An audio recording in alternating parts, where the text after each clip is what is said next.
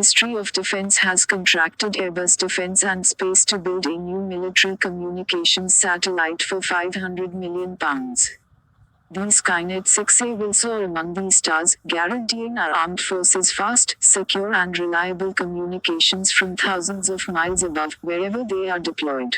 The £500 million boost is the latest investment in the technological safeguards that help our armed forces deter threats from anywhere in the world, including Russia and China, the MOD said in a release Sunday.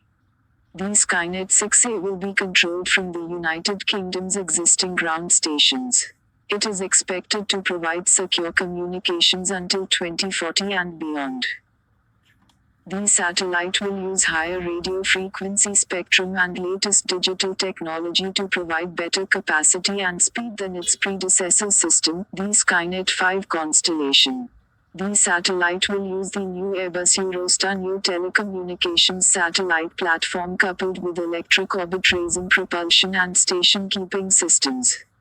The contract covers all aspects of the satellite's development, design, manufacture, assembly stages, integration, testing and finally the launch.